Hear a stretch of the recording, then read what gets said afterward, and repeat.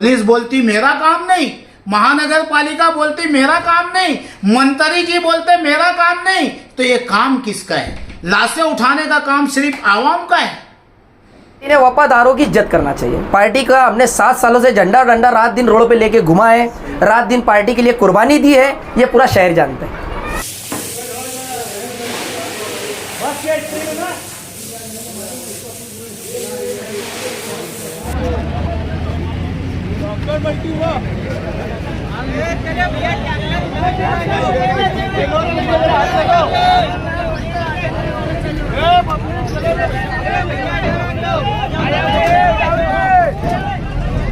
ये Muslim dominated इलाके में पेश आया, बावजूद इसके कि एक हिंदू भाई का जो एक दर्दनाक वाक़या पेश आया, उस चीज़ को ना देखते हुए सारे मुस्लिम भाइयों ने इस पर एहतजाज किया।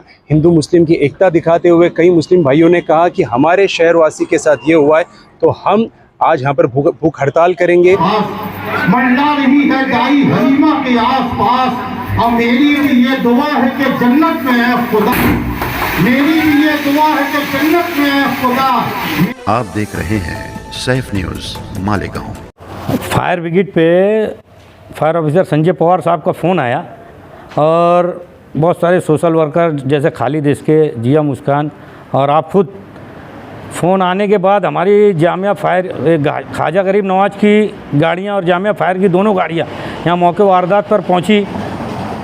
कॉल जो आग लगी थी अपना रिलायबल स्टेट के सामने, ये फर्नीचर की दुकान है जो पटरी का दरवाज़ा बनाते हैं, वहाँ पर आग लगी थी। मालक अपनी जो दुकान थी उसका मालक का नाम था साहिद हुसैन जाकिर हुसैन। और जब आग लगी फ़ौरन फायर पे फ़ोन आने के बाद फ़ौरन हमारी गाड़ियाँ मौके वारदात पर पहुंची और अल्लाह की मदद से आग पे काबू पाया। नहीं तो आग पटरी का पूरा मटेरियल था उसमें, जैसे जो दरवाजे बनाते, नहीं तो आग बढ़ती थी तो आजू बाजू में गोडाउन थे, लेकिन फायर गाड़ियाँ पहुँचने से अल्लाह की मदद से आग पे काबू पाया गया और मुकम्मल तरीके से आग बुझा दी गई है। और मालक का नुकसान, अंदाजे नुकसान उसने 2 से 3 लाख रुपये बताया है और आग लगने की वजह भी शॉर्ट सर्किट बताई गई। आज बरोज बहुत तकरीबन 5:30 या 5 बजे के दरमियान हमारे को अफजल भाई और हमारे सुभान पीटर साहब का फ़ोन आया था, हमारे पास सोशल वर्कर को और सलीम भाई रिक्शा वालों के मालदा डिपो ब्रिज जो है वहाँ पर एक ट्रैक्टर वाले का एक्सीडेंट हो गया है और एक्सीडेंट के दौरान जो है ना ड्राइवर बहुत जख्मी हो गया। हमने टावर टॉप जो है तो यहाँ से उसको उठा के जो है तो अस्पताल रिपेयर किए और वहाँ पर जाने के बाद अस्पताल में उसका ट्रीटमेंट चालू है, मगर उसको मार लगा हुआ है। यहाँ पर आने के बाद जब हमने देखे और लोगों से पूछा समझा तो हमारे को ऐसी मालूमात मिली है कि ये ट्रैक्टर वाला ड्राइवर से टकरा गया था। उसके बाद में हमने फिर यहाँ पे देखे कि यार एक्सीडेंट की वजूहत क्या है, तो एक्सीडेंट की वजह ये नज़र आई हमारे को कि जो नेशनल नंबर 3 हाईवे जहाँ से गाड़ी का बहुत ज़्यादा रुख रहता है, अगर बम्बई से गाड़ी जाती है तो धुलिया की तरफ बहुत फास्ट गाड़ी जाती है, तो कहीं ना कहीं हमारे को एक वजह यहाँ पर नज़र आई है कि रोड के अंदर जो बड़े बड़े गड्ढे, ये मालदा ब्रिज के ऊपर गड्ढे हो गए हैं, तो हम टोल नाके के कर्मचारी और रोड डिपार्टमेंट से ये गुजारिश करते हैं कि आप इसको दुरुस्त करिए, क्योंकि अक्सर ट्रैक्टर वालों को टर्न मारने में परेशानी होती है, गाड़ी वालों को परेशानी होती है। तो हमारी अपील और गुजारिश है आपसे कि जहाँ पर भी अगर गड्ढे हो गए तो आप उसको पेच वर्क करिए। हमने यहाँ पर आने के बाद में हमारे टोल नाके के हमारे लतीफ़ भाई और समाधान भाऊ जो टोल नाके पे अपनी खिदमत को अंजाम देते हैं चांदोड़ की और बहुत ज़बरदस्त काम करते हैं, वो यहाँ पर आए, यहाँ पर जो है तो ट्रैफिक का जो कंट्रोल करे उन्होंने और गाड़ी वालों को सही तरीके से रास्ता बता रहे थे। अगर यहाँ पर हम लोग खड़े नहीं रहते तो कई गाड़ियाँ पलटी होने का यहाँ पर खतरा था, डर था, तो एक बहुत बड़ा हादसा होने से टल गया। और रोड डिपार्टमेंट से ये गुजारिश करता हूँ कि अगर रोड के ऊपर आपको अगर कहीं लापरवाही नज़र आती है तो उसको आप दुरुस्त करो ताकि आवाम की जान जाने से बच जाए। कल 17 अक्टूबर को सुबह 10:30 बजे के वक्त कलीम दिलावर साहब के पेट्रोल पंप के पास ये बेहद दर्दनाक मौत का वाक़या पेश आया। जब हमको इसकी खबर लगी और जब हमने न्यूज़ चैनल पर देखा कि हमारे शफीक एंटी करप्शन साहब के साथ में काफ़ी लोग इसका एहतजाज कर रहे हैं, मजम्मत कर रहे हैं, तो उसी वक्त मैंने हमारे मालेगांव वकील संघ के प्रेसिडेंट और वाइस प्रेसिडेंट से रब्ता किया, क्योंकि जिनके साथ जिनकी मौत हुई है वो हमारे मालेगांव वकील संघ के एक सन्माननीय सभासद थे और एक एक्टिव पार्टिसिपेंट थे हमारे वकील संघ में। तो जब मैंने रब्ता किया तो मैंने हमारे उपाध्यक्ष साहब से गुजारिश की कि इसके लिए हमें कोई निवेदन बनाना चाहिए, तो उन्होंने 10 से 15 मिनट के अंदर एक निवेदन बनाया। फिर मैंने कल संधू साहब को फ़ोन किया, उन्होंने कहा कि आउट ऑफ स्टेशन होने की वजह से जो आज चार्ज है वो दुग्गल साहब के पास है, आप उनसे रब्ता करिए। आज हम दुग्गल साहब से मिलने आए और हमने निवेदन पेश किया और बताया कि गुजरात की जो एक गाड़ी थी GJ 27 TG 1013, इसके अगले टायर के नीचे आकर हमारे मालेगांव वकील संघ के कैलाशवासी एडवोकेट जो जितेंद्र आहिरे साहब है, जितेंद्र शिवराम आहिरे साहब है, इनकी बॉडी 2 हिस्सों में डिवाइड हो चुकी। इतना दर्दनाक इनके साथ वाक़या पेश आया और ऐसे मुसलसल वाक़यात पेश आते रहे हैं। 6 महीनों में कम से कम 10 से 15 जाने का वाक़या हमने देखा है। तो इस पर कोई स्ट्रिक्ट एक्शन ली जाए और उस पर हमने 2 ऑप्शंस भी बताए। पहला ऑप्शन ये कि आप इसको बाईपास करवा दो, बाईपास के थ्रू जितने भी ट्रक्स हैं उनको आप सबसाइड करवाइए, या फिर ट्रक्स का जो टाइमिंग है वो रात में 10 से सुबह के 6 बजे तक रखवाइए, जिस टाइम पर ट्रैफिक काफ़ी कम होता है। तो दुग्गल साहब ने हमारे निवेदन को कबूल किया। उन्होंने कहा कि हम इस पर जल्द से जल्द कार्रवाई करेंगे और जो PI 22 करे उनको भी हम इंस्ट्रक्शन देंगे कि इस पर जल्द से जल्द रोक लगाई जाए और इस तरह के हादसात को रोका जाए। क्योंकि ये भी आप लोगों को बताना बहुत ज़रूरी है कि जो मय्यत वकील साहब है वो अपने फैमिली के अकेले ब्रेड विनर थे, उनके अलावा उनकी फैमिली में कोई नहीं है। उनका एक बच्चा हैंडीकैप है, आज उनकी पूरी फैमिली रास्ते पर आ चुकी है। इसी तरह से जितने भी लोगों के साथ वाक़या पेश आते हैं सारे गरीब घर के गयूर लोग हैं। और इससे सबसे अहम बात ये कि ये जो वाक़या पेश आया जो कुसुम्बा रोड की हद में, ये मुस्लिम डोमिनेटेड इलाके में पेश आया, बावजूद इसके कि एक हिंदू भाई का जो एक दर्दनाक वाक़या पेश आया, उस चीज़ को ना देखते हुए सारे मुस्लिम भाइयों ने इस पर एहतजाज किया। हिंदू मुस्लिम की एकता दिखाते हुए कई मुस्लिम भाइयों ने कहा कि हमारे शहरवासी के साथ ये हुआ है तो हम आज यहाँ पर भूख हड़ताल करेंगे और आज हम इस पर किसी भी तरह की रोक लगाने की पूरी से पूरी कोशिश करेंगे। तो वो सभी लोग हमारे साथ मौजूद हैं। आज पूरे मालेगांव वकील संघ की पूरी टीम हमारे साथ मौजूद है, सीनियर जूनियर वकील हजरात सब यहाँ पर मौजूद है और सब ने इसका एहतजाज मजम्मत करते हुए आज निवेदन पेश किया है। और मुमकिन है कि आने वाले वक्त में इस पर जल्द से जल्द कार्रवाई होगी और जो इसके लिए ज़िम्मेदार है उस पर भी हमने FIR दाखिल की है, उसको भी जल्द से जल्द अरेस्ट किया जाएगा और उसके ऊपर भी कार्रवाई की जाएगी। शहीद अब्दुल हमीद रोड उर्फ कुसुम्बा रोड पे दर्दनाक हादसा और एक बार पेश आया। मैं रिजवान बैटरी वाला तकरीबन 13-14 दिनों से पंजाब में हूँ। अफसोस मालेगांव शहर की शासक प्रशासक कब जागेंगी। इंसानियत का मर्डर करने की जिम्मेदारी महानगर पालिका और पुलिस ने ली है। गैर कानूनी तरीके से हम लिखित में बार बार 1000 बार निवेदन दे के सैकड़ों बार मीटिंगें लगा के कि गैर कानूनी गाड़ियां बंद की जाए, लेकिन खुलेआम पुलिस रिश्वत लेके बड़ी गाड़ियां छोड़ रही है। हर 15 दिन महीने भर के अंदर एक एक्सीडेंट होता है, एक इंसानियत की जान जाती है और पुलिस लॉ एंड ऑर्डर संभालती है। उसके बाद फिर गाड़ियां शुरू हो जाती है। महानगर पालिका ने 4 महीना पहले चौपुल्ली पर, डोंगराला पर ब्रैकेट लगाया बड़ी गाड़ियां रोकने के लिए। क्यों नहीं रुकी? हमारे मंत्री माननीय दादा भूसे जी, आपको मालूम नहीं है क्या कि मालेगांव शहर में गैर कानूनी तरीके से बड़ी गाड़ियों को भेजा जा रहा है और रोज किसी का बच्चा, किसी का बाप, किसी की बहन मरते हैं। आवाम लीडरान सब बेवकूफ बना रहे हैं। मालेगांव शहर में गैर कानूनी तरीके से एक मिनट भी बड़ी गाड़ी सईद अब्दुल हमीद रोड पे नहीं आनी चाहिए।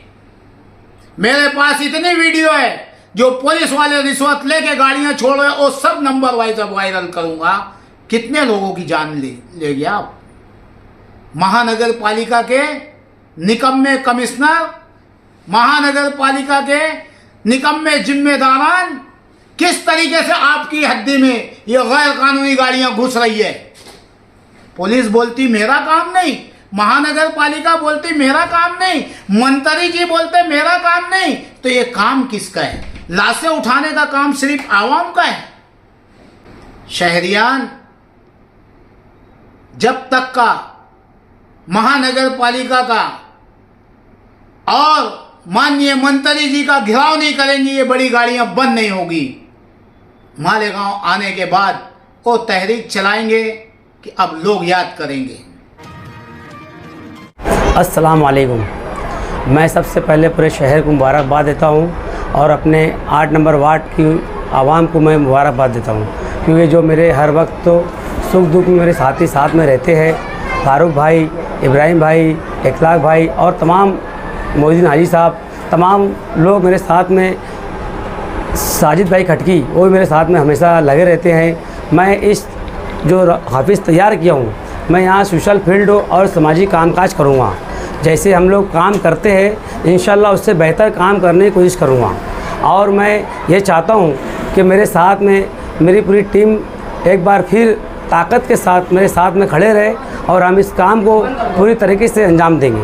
आप कांग्रेस पार्टी, इस्लाम पार्टी के उम्मीदवार हैं, अगर आपको टिकट मिला तो आप लड़ेंगे, नहीं दिए तो क्या करेंगे आप? हम आवाम में फैसला छोड़ेंगे। हमको टिकट मिलेगा नहीं मिलेगा वो सब 2 नंबर पे है, मगर हम ख्वाहिशमंद उम्मीदवार है। हम इंशाल्लाह अगर टिकट का नहीं बोला जाएगा तो आवाम से फैसला करके हम फैसला करेंगे और लड़ने की कोशिश करेंगे। भाई एक मिनट, आपके साथी तो बगावत पे उतर चुके हैं, आपका क्या फैसला है? बगावत हमने अभी तक नहीं की है और ना हम बगावत करना चाहते हैं, क्योंकि हम जिस शेख रशीद साहब के नक्श कदम पे चलते हैं और उन्होंने हमें जो सिखाया है, इंशाअल्लाह ताला हम उस नक्श कदम पे चलने की कोशिश करते हैं। मगर हमारा भी ख्याल रखें, हम वार्ड में, शहर में इतने सालों से लगे हैं तो हमारी कुर्बानियाँ ज़ाय ना होना चाहिए। आपके हमराज, आपके दोस्त, आपके करीबी साथी का ये कहना है तो मरहूम शेख रशीद साहब ने मुझे टिकट का कहा था, उसका क्या खुलासा? बेशक फारूक भाई को भी कहा था, मेरी ख़ानदान में से एक टिकट देने के लिए कहा था। इसमें बहुत सारे लोग गवाह है, मैं नाम लेना नहीं चाहता हूँ। वक्त तो आएंगे तो वो लोग खुद साहब के पास जाके बोलेंगे कि उन्होंने हमसे वादा किया था, शेख रशीद साहब ने हमारी ख़ानदान में, मेरे को नहीं, हमारी ख़ानदान में, कि तुम्हारी ख़ानदान में एक टिकट ले लो और तुम कोई भी लड़ो, उन पर हमारा कोई एतराज़ नहीं। दुनिया चले गए, अब उसका क्या? अब उस दुनिया चले गए तो बेशक शेख आसिफ साहब उसका फ़ैसला इंशाल्लाह अच्छी तरीके से करेंगे। वो अच्छा फ़ैसला करना जानते हैं, वो अच्छा बेहतर फ़ैसला करेंगे वो। आप ईमान के संपर्क में? अस्सलाम वालेकुम। सबसे पहले तो आज मैं मेरे दोस्त के ऑफिस आसिफ भाई बारदान वालों ने जिन्होंने एक राब्ता ऑफिस खोला, अल्हम्दुलिल्लाह ये अमन पसंद सोसाइटी में हम लोग साथ में काम किया करते थे और हमारे कई अनेक काम हैं जो आज रोड पे हम बता नहीं सकते, पूरा शहर जानता। और सईद अब्दुल हमीद रोड का एक एक बच्चा आसिफ बारदान और फारूक कालिया को पहचानता है काम के मामले से। और अल्हम्दुलिल्लाह हम सोशल फील्डों पे हर वक्त तो लगे रहते हैं, गरीबों की किस तरह मदद करना ये हमें अच्छी से आता है। और अल्हम्दुलिल्लाह ये जो ऑफिस खुली है ये 24 घंटे यहाँ पर राजकारण एक तरफ रहेगा, एक अलग मामला है। और ये गरीबों के लिए एक दरबार खोला गया, एक पार्टी ऑफिस नहीं है, ये राब्ता ऑफिस है। कि आसिफ भाई बारदान वाले इलेक्शन लड़ रहे हैं या फारूक कालिया लड़ रहा, ये वो ऑफिस नहीं है। ये गरीबों की मदद करने के लिए ये दरबार खोला गया है और अल्हम्दुलिल्लाह हम यहाँ पर मदद करेंगे। और इलेक्शन जो माहौल रहेगा, आसिफ भाई इस्लाम पार्टी से दावेदारी कर रहे हैं लड़ने के लिए वार्ड से, जो जूना वार्ड नंबर 7 था, तो आज इंशाल्लाह इस्लाम पार्टी उन्हें टिकट दे।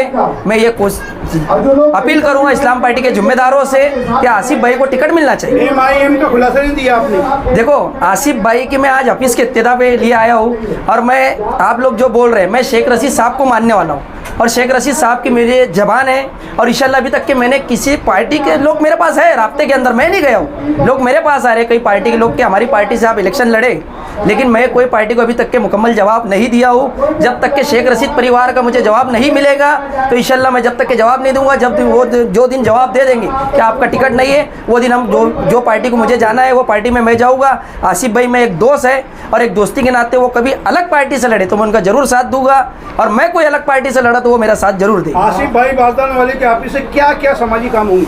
इंशाल्लाह यहाँ से गरीब बेटियों की ज़्यादा करके हम शादी की कोशिश करते हैं, गरीबों को किट पहुँचे, गरीबों को राशन पहुँचे, हॉस्पिटल की लाइन से हम ज़्यादा कामकाज करते हैं। बगावत की शुरुआत हो चुकी है आपसे, इस तरह की चर्चा है। देखो शहर जो है ना, जो चेहरा बिकता है उसका कोई भी पत्थर हो, आम का झाड़ है कोई भी पत्थर मारेगा, और सबको मालूम है लोगों के दिल में काम करने वाले लोग हैं। और शहीद अब्दुल हमीद रोड पे दो ही नाम गुनगुनाते अल्हम्दुलिल्लाह, आसिफ बारदान और फारूक कालिया। शेख रशीद घराना के साथ है नापास भी आज भी लगे। खालिद हाजी साहब से मेरी परसों की रोज़ आसिफ भाई बारदान वाले ने बात कराया।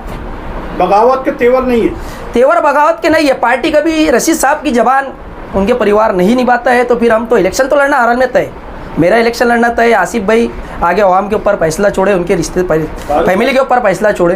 बंडखोरों को हमारा शहर पसंद नहीं करता, जिस पार्टी में आदमी रहता है उसका वफादार रहता है, तो क्या आप? पार्टी ने वफादारों की इज्जत करना चाहिए। पार्टी का हमने 7 सालों से झंडा डंडा रात दिन रोड पे लेके घुमा है, रात दिन पार्टी के लिए कुर्बानी दी है, ये पूरा शहर जानता है। सुभान अल्लाह, माशाअल्लाह, जज़ाक अल्लाह। मेरे आसिफ को अल्लाह हर कदम पे नवाजे और उसको कामयाबी की तरक्की अता फरमाए। मेरे नबी के सदक़े से मेरे आसिफ की जो जायज़ तमन्ना है अल्लाह उसको पूरी फरमा दे। तो अगर आसिफ साहब ने टिकट दिए तो क्या उम्मीदवारी करेगा? करेंगे इंशाअल्लाह, हमेशा से करते आ रहे और अभी हमें आगे भी करते रहेंगे, और उनकी जायज़ तमन्ना यही है। ये ऑफिस से क्या क्या अवामी काम होंगे? ज़रूर होंगी। जो जब ऑफिस नहीं थी तो काम हुआ, तो अब ऑफिस के वजह से क्यों नहीं हो सकता? हर इंसान की उम्मीद यही है कि ऑफिस के ज़रिए हर गरीब की, यतीम की, मस्कीन की हर ज़रिए कामयाब हो।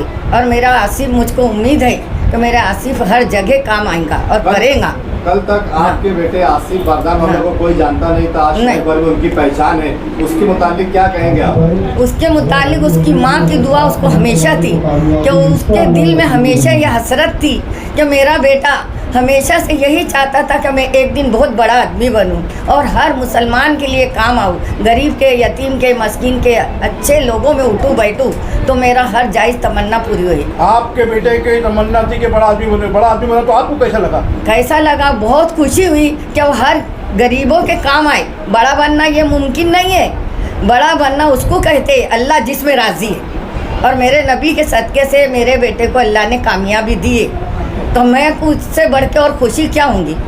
आज उसके वालिद उसके सर पे रहते तो मेरे से ज़्यादा वो खुश होते, लेकिन उनके किस्मत में नहीं था, हमारी किस्मत में था। तो अल्लाह ने हमको मरने के बाद भी ज़िंदा कर दिया, इतनी बीमारी में से भी उठा के बिठाया।